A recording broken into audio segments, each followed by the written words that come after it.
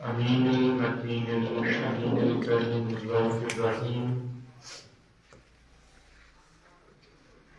أما بعد فأعوذ بالله من الشيطان الرجيم. بسم الله الرحمن الرحيم. قال الله تبارك وتعالى في كلامه المجيد: ومن آياته أن خلق لكم من أنفسكم أزواجا لتسكنوا إليها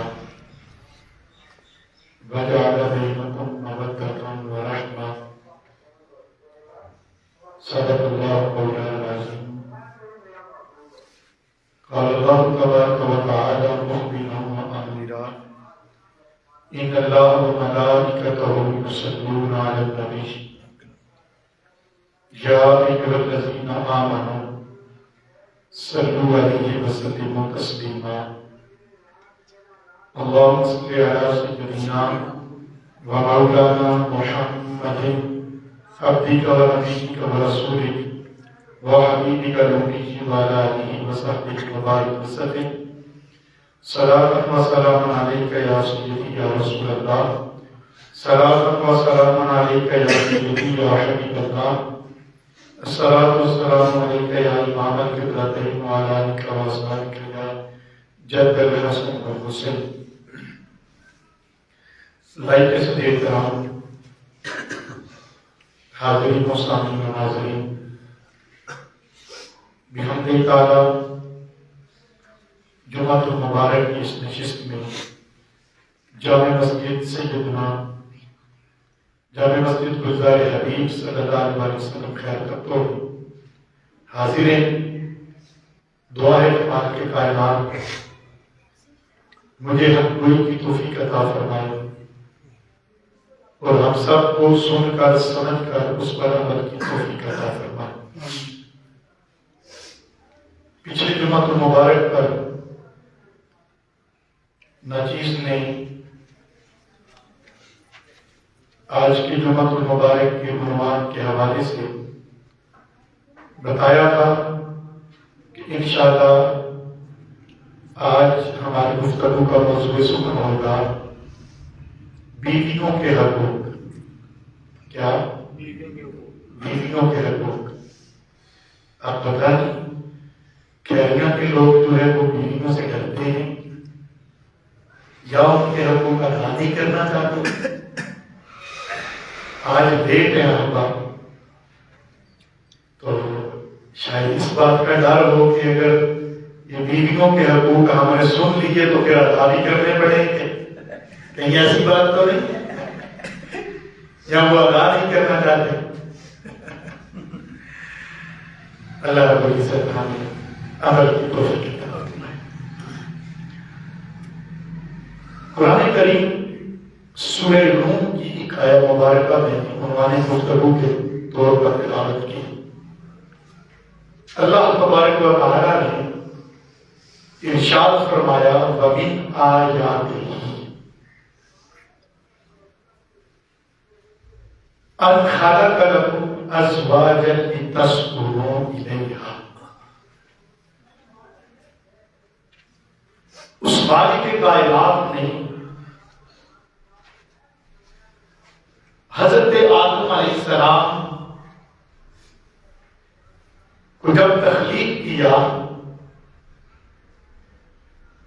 تو حضرت آدم کی تخلیق تو تھی زمین کے لیے،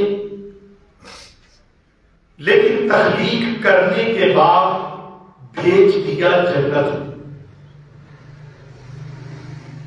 اب جنت کے اندر جب حضرت آدم علیہ السلام نے تنہائی محسوس کی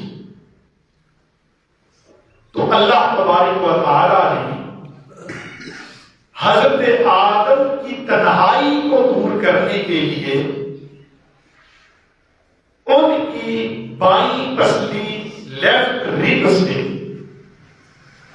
ان کا جوڑ پیدا کیا، یعنی حضرت حوا سلام اللہ علیہ اور تخلیق کرنے کے بعد جنت کے اندر اللہ تبارک و تعالیٰ نے حضرت آدم علیہ السلام اور اما حوا کو رشتہ ازدواج میں منسلک کیا. یہ کائنات میں پہلا کپل تھا، پہلا جوڑا تھا جو جنت کے اندر بنا. اور کتنی عجیب بات ہے کہ جو رشتہ اللہ تبارک و تعالیٰ نے انسان کا جنت میں بنایا، ہم اس رشتے کو اس دنیا کے اندر بڑا ہلکا لیتے. ہم بھی پھر ہمارے جو بزرگ ہوتے ہیں جب اولادوں کی شادیاں ہو جائیں تو پھر وہ بھی آگے چل کر اس پر ہم بات کرتے ہیں. تو اللہ تبارک و تعالی نے انسان کا جو پہلا رشتہ بنایا وہ جنت کے اندر بنا، اور وہ رشتہ میاں اور بیوی کا رشتہ ہے. کون سا رشتہ ہے بولیے؟ اب بیوی حضرت آدم کو جنت میں عطا ہوئی، بیوی کا رشتہ شوہر کے لیے اور بیوی کے لیے شوہر کا رشتہ، یہ واحد وہ رشتہ ہے جو جنت میں رب کائنات نے طے کیا. باقی سب رشتے زمینی ہیں، باقی سب رشتے بولیے زمینی ہیں. یہ میاں اور بیوی کا رشتہ یہ جنتی رشتہ ہے، یہ جنت میں بعد سے وجود میں آیا. ماں باپ کا رشتہ، اولاد کا رشتہ، بہن بھائیوں کا رشتہ، عائشہ و اقربا کا رشتہ، باقی سارے کے سارے رشتے وہ زمین پر آ کے بنے اور اس وقت بعد سے وجود میں آئے جب حضرت آدم اور اما حوا سلام اللہ علیہا کو اللہ تبارک و تعالی نے اولاد کی نعمت سے نوازا. انہیں اولاد ملی تو ماں باپ کے لیے بیٹے بیٹیوں کا رشتہ بن گیا، اور ان بیٹے بیٹیوں کو پھر ماں اور باپ کا رشتہ مل گیا. لیکن جو میاں اور بیوی کا رشتہ یہ جنتی رشتہ. کون سا رشتہ ہے بولیے؟ جنتی رشتہ. کبھی ہم نے سوچا اس بارے میں؟ ہم تو یہ سمجھتے ہیں کہ بس بیوی آ گئی تو اب جو ہے وہ قید خانے میں ہم پڑ گئے، اب تو ہماری زندگی کی مشکلات شروع ہو جاتی.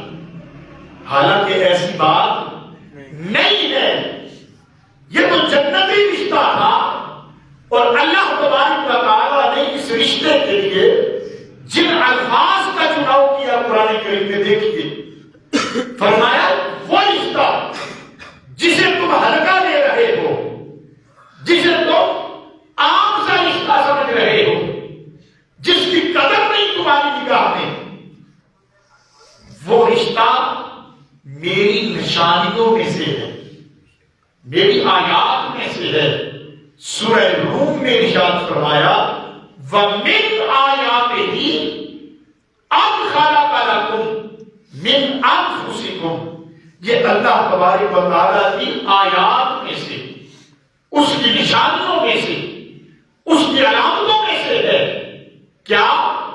أَنْ خَلَقَ لَكُمْ أَزْوَاجًا، کہ اس مالک کائنات نے أَنْ خَلَقَ لَكُم مِنْ أَنفُسِكُم، تم میں سے ہی تمہارے لیے جوڑ پیدا کیا، زوج پیدا کیا. ازواج، میاں کے لیے بیوی کا جوڑ اور بیوی کے لیے میاں کا جوڑ اللہ تبارک و تعالیٰ نے پیدا کیا. یہ میاں بیوی کا رشتہ اس مالک کائنات نے فرمایا کہ یہ میری آیات میں سے ہے، میری نشانیوں میں سے نشانی ہے. اب دیکھیے کہ جس رشتے کو رب تعالیٰ اپنی نشانی کہے، اپنی آیات میں سے ایک آیت کہے، اپنی علامت کہے، کوئی تو پھر اس میں خاص بات ہوگی، کوئی تو ایسی صفت ہوگی کہ جس کی بنا پر رب تعالیٰ اسے اپنی علامت کہہ رہا، تو وہ خاص صفت شان تخلیق ہے رب کائنات کہ جس طرح وہ مالک خود خالق ہے، ہر چیز کا بنانے والا، ہر شے کو تخلیق کرنے والا، ہر شے کو وجود دینے والا، تو اپنی مخلوق انسان کی اولاد کو آگے بڑھانے کے لیے، اس کی نشو و نما کے لیے، اس کی نسل کو آگے بڑھانے کے لیے اس مالک نے جو اپنی صفت کی تخلیق کرنے کی، اس صفت کو میاں اور بیوی کے اندر رکھ دیا، اور ان کے خلاف سے پھر نسل آدم اور اللہ رب العزت کی سب سے اعلیٰ مخلوق جسے فرمایا لقد کرمنا بنی آدم، کہ ہم نے آدم علیہ السلام کو، ان بنی آدم کو، اولاد آدم کو ہم نے بزرگی عطا کی، کرامت عطا کی، اور کہیں فرمایا لقد خلقنا الانسان فی احسن تقویم، کہ ہم نے انسان کو احسن تقویم بنایا۔ یعنی میاں اور بیوی کے رشتے میں اس مالک کائنات نے اپنی شان تخلیق کو رکھ دیا، اور ان کے ذریعے سے پھر نسل آدم کو رب کائنات نے آگے بڑھایا، ترقی و ترقی۔ اس لیے فرمایا وَمِنْ آیَاتِهِ أَنْ خَلَقَ لَكُم مِّنْ أَنفُسِكُمْ أَزْوَاجًا لِتَسْكُنُوا،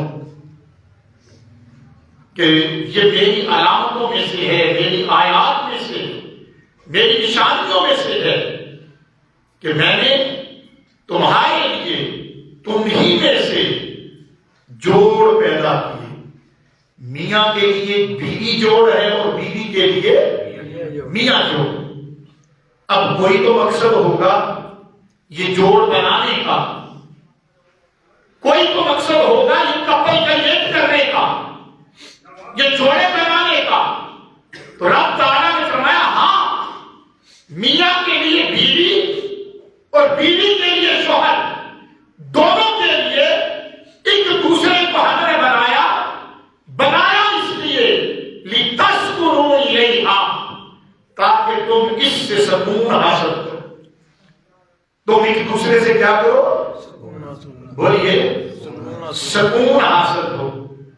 ایک دوسرے کو تمہاری زندگیوں میں رنگ بھر جائے، تمہاری زندگیوں میں رونق آ جائے، تمہاری زندگیوں میں بہار آ جائے، تمہاری زندگیوں میں آسائشیں آ جائیں، اور تمہیں سکون ایک دوسرے سے ملے۔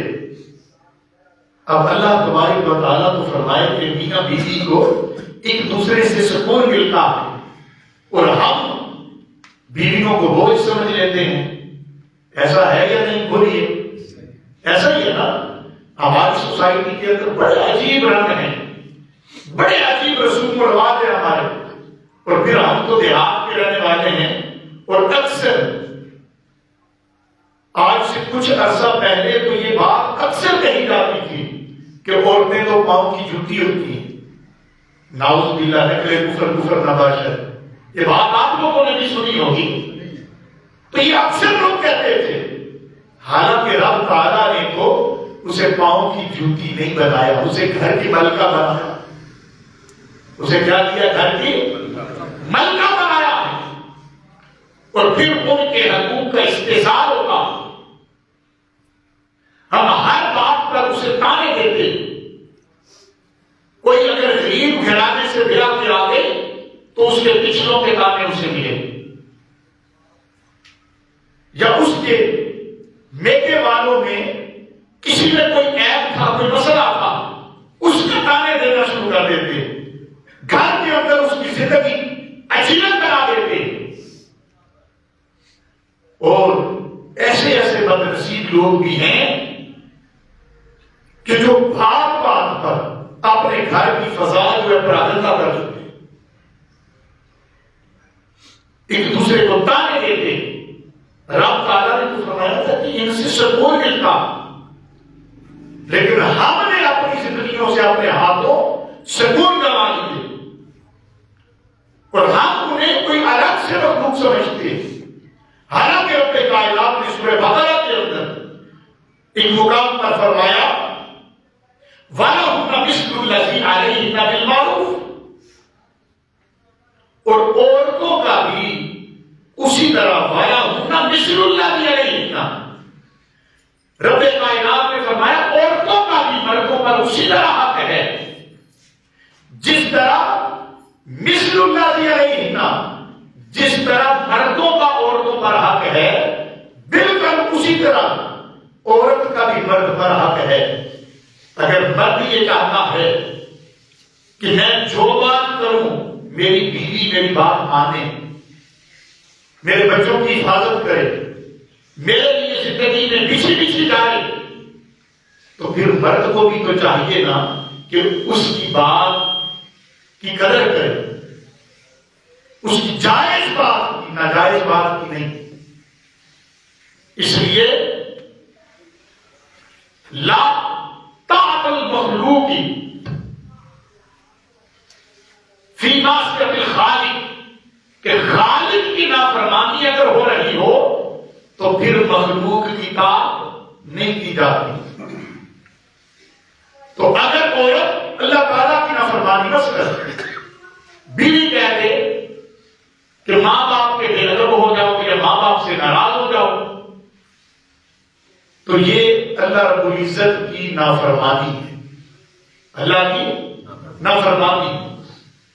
اس میں اس بیوی کی بات نہ مانو۔ اور اسی طرح اگر ماں باپ کہیں کہ عورت کو طلاق دے دو تو یہ بھی جرم ہے، اس میں بھی ماں باپ کی اطاعت نہیں کی جائے گی، اس لیے کہ اللہ تبارک و تعالیٰ کی نافرمانی میں آقا علیہ السلام نے ارشاد فرمایا کہ اِنَّا أَبْغَضَ الْحَلَالِ عِندَ اللَّهِ الطَّلَاقُ، کہ اللہ تبارک و تعالیٰ کے نزدیک حلال باتوں میں، حلال کاموں میں سب سے زیادہ ناپسندیدہ فعل وہ طلاق ہے۔ تو اگر ماں باپ یہ کہیں کہ بیوی کو طلاق دے دو تو یہ بھی اللہ رب العزت کی نافرمانی ہے، اور اس کی نافرمانی میں پھر ماں باپ کی بات، مخلوق کی بات نہیں مانی جائے گی۔ اسی طرح دوسری طرف اگر بیوی کہے کہ ماں باپ کو چھوڑ دو تو ماں باپ کے ساتھ تعلق رکھنا، ان کی خدمت کرنا، ان کے ساتھ رہنا اور ان کے دکھ درد میں شامل ہونا، یہ بھی اللہ رب العزت کا حکم ہے۔ تو اللہ رب العزت کی اطاعت میں، اس کے حکم میں ہم پھر بیوی کی بات نہیں مانیں گے جہاں پر اللہ رب العزت کے احکام کی نافرمانی ہو رہی۔ یہ دونوں طرف یہ بات ہو تو عزیزان گرامی قدر فرمایا والا ہوتا مثل الذی علیہن بالمعروف، عورتوں کا بھی مردوں پر دستور کے مطابق اسی طرح حق ہے جس طرح مردوں کا عورتوں پر حق ہے، اسی طرح عورت کا بھی حق ہے۔ اور میرے آقا صلی اللہ تعالی علیہ وسلم نے تو یہاں تک ارشاد فرمایا کہ بیوی کے منہ میں اپنے ہاتھ سے لقمہ ڈالنا یہ بھی بہترین صدقہ ہے۔ یہ بھی کیا ہے بولیے؟ بہترین صدقہ ہے۔ اب ایمانداری سے بتائیے، ذرا ہاتھ کھڑا کریں جس جس نے آج تک اپنی بیوی کے منہ میں لقمہ ڈالا ہو۔ ماشاءاللہ، پتہ نہیں آپ لوگوں نے یہ کام کیا نہیں کبھی، کہ یہ کوئی غیر شرعی کام نہیں، میں نے ڈالا ہوگا۔ بھائی میرے آقا صلی اللہ علیہ وسلم کی سنت ہے یہ، اس سے کوئی مردانگی میں فرق نہیں پڑتا۔ گھر کے حالات بہتر ہوتے ہیں۔ مسلم شریف کے حدیث پاک سیدنا جابر بن زبیر رضی اللہ تعالیٰ عنہ آپ فرماتے ہیں میں نے آقا صلی اللہ تعالیٰ علیہ وسلم سے خود سنا یہ فرماتے ہوئے کہ اپنی بیوی کے منہ میں لقمہ ڈالنا یہ بھی صدقہ ہے۔ یہ بھی کیا ہے بولیے؟ صدقہ ہے۔ ہم باقی سارے کام کر لیتے، ساری خدمت لے لیتے ہیں، مگر جس سے زندگی میں رنگ بھرے، رب تعالیٰ نے فرمایا کہ یہ بیویاں میری نشانیوں میں سے ہیں۔ وَمِنْ آیَاتِهِ أَنْ خَلَقَ لَكُم مِنْ أَنفُسِكُمْ أَزْوَاجًا، کہ یہ میری آیات میں سے، میری نشانیوں میں سے ہے کہ میں نے تمہارے لیے تمہیں میں سے جوڑے پیدا کیے، جوڑ پیدا کیے۔ تو جسے رب تعالیٰ اپنی نشانی قرار دے، ہمارے یہاں بیسیکلی یہ بات مشہور ہے اور یہ جاہلانہ بات ہے، اس کا دین سے کوئی تعلق نہیں۔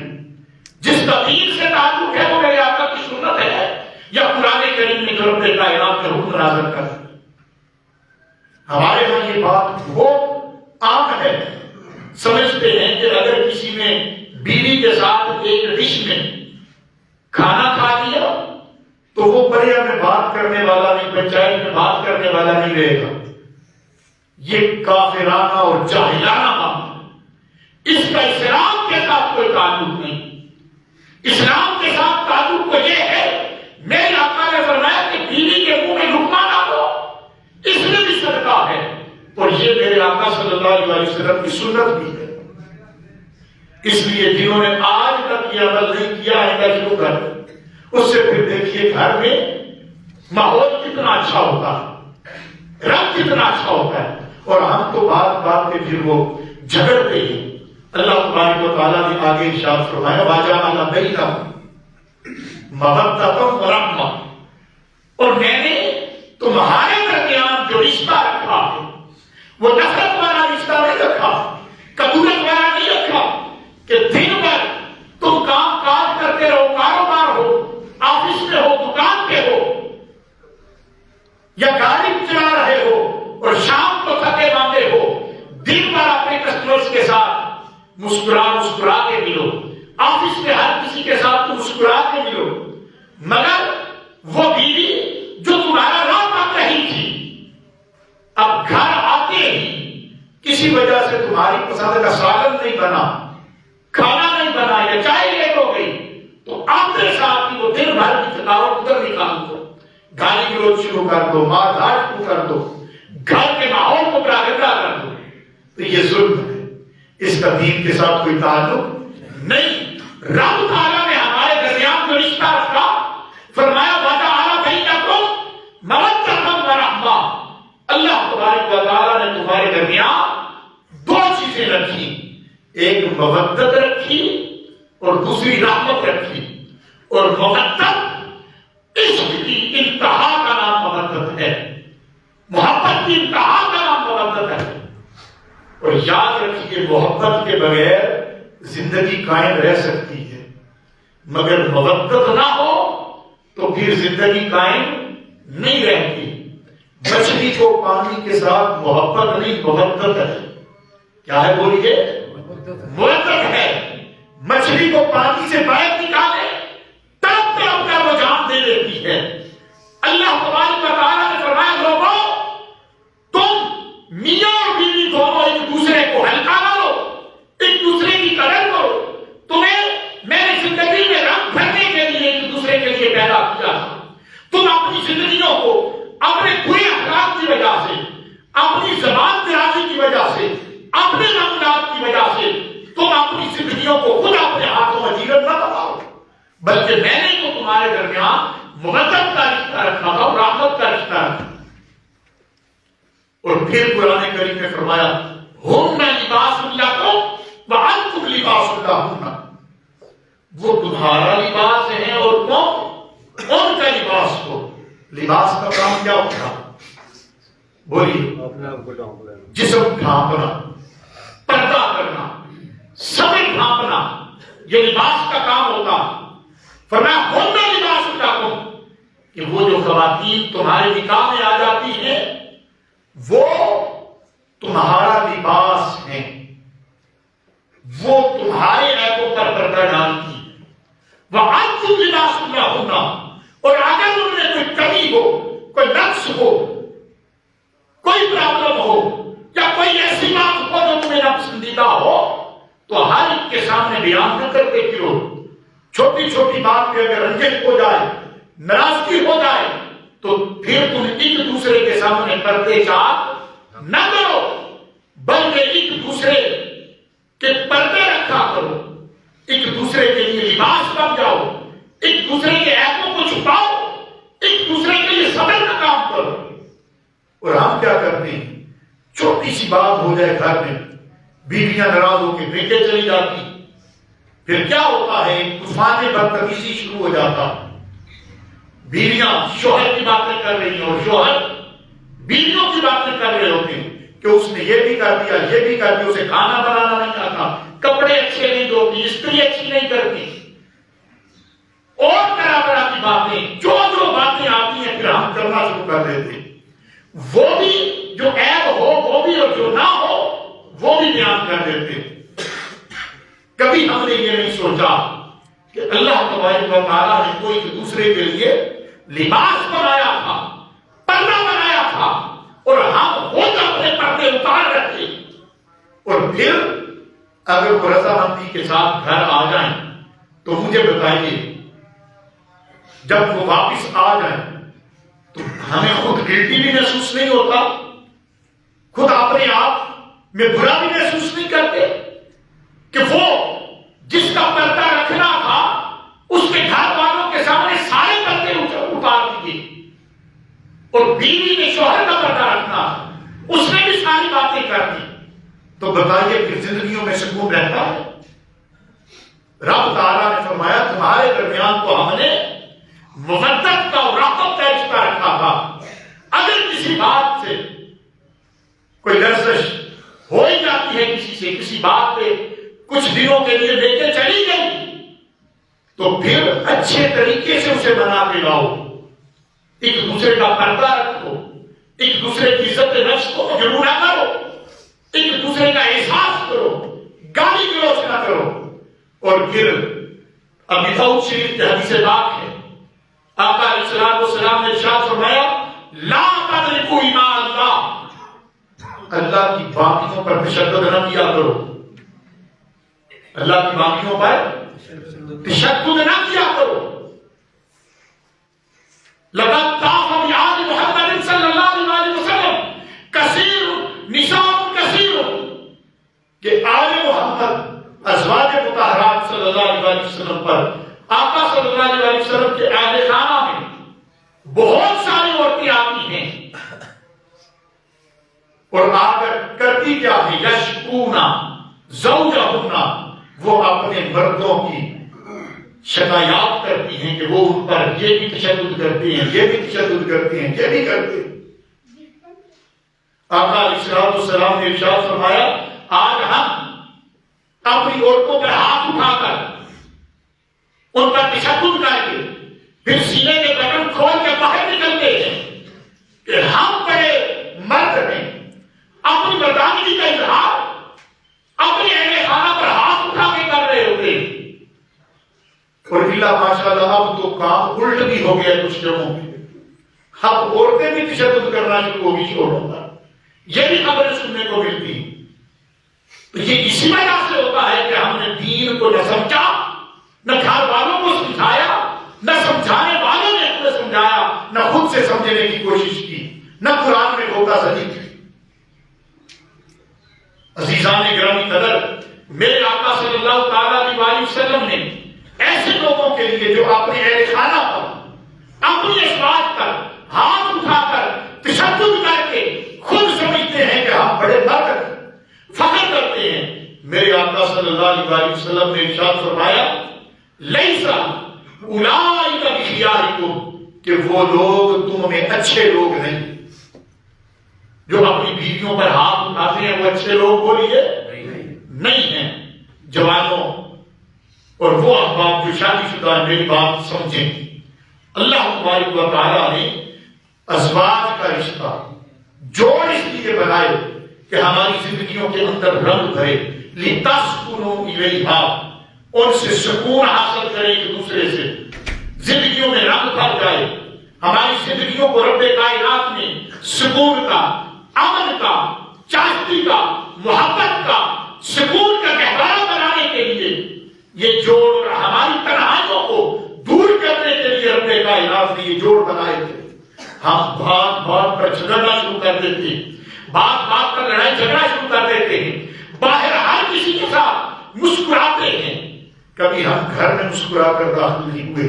میرے آقا صلی اللہ تعالیٰ علیہ وسلم نے تو یہ بھی جہاں تک ارشاد فرمایا، میرے آقا صلی اللہ تعالیٰ علیہ وسلم سے پوچھا گیا ما افضل دینار یا رسول اللہ صلی اللہ علیہ وسلم، آقا سب سے بہتر روپیہ پیسہ درہم و دینار کون سا ہے؟ حضور صلی اللہ تعالیٰ علیہ وسلم نے ارشاد فرمایا جو اللہ کی راہ میں خرچ کیا جائے، اور اللہ کی راہ میں سب سے بہتر خرچ کرنا کیا ہے؟ پہلے نمبر پر فرمایا افضل دینار ما ينفقه الرجل على عياله، سب سے بہتر درہم و دینار وہ ہے جو کوئی مرد اپنے اہل و عیال پر، اپنی بیوی اور اپنے بچوں پر خرچ کرے۔ اگر آپ باہر سے کما کے رہیں، اچھا پرافٹ ہو، اچھا پیسہ ہاتھ آ جائے، رشتے حلال، تو پھر سب سے پہلے اپنی بیوی اور اپنے بچوں کے لیے کچھ لے کے جائیں۔ وہ بیوی جو آپ کے لیے زندگی بھر صبح صبح جب آپ کا بستر سے نکلنے کو جی نہیں چاہتا، ٹھٹھتی ہوئی سردی میں بھی اٹھتی ہے اور آپ کے اٹھنے سے پہلے آپ کا ناشتہ تیار کیا ہوتا، آپ کے کام پہ جانے کے لیے سیم وقت ٹائم ہوتا ہے آپ کے بچوں کے اسکول جانے کا بھی، وہ ایک طرف آپ کا خیال رکھتی ہے، آپ کے بچوں کو بھی تیار کرتی ہے، پھر آپ دن بھر گھوم پھر کر جو کپڑے گندے کرتے ہیں گھر لا کے رکھتے ہیں، اس کی شرعی ذمہ داریوں میں یہ چیزیں شامل نہیں ہے، یہ یاد رکھیے۔ قرآن و حدیث میں عورت کی بیوی کی شرعی ذمہ داریوں میں یہ باتیں نہیں ہیں، یہ اس کا احسان ہے ہم پر اگر وہ کھانا پکا کے دیتی ہے، گھر کی صفائی ستھرائی کرتی ہے، ہمارے کپڑے دھوتی ہے، یہ ان کا احسان ہے۔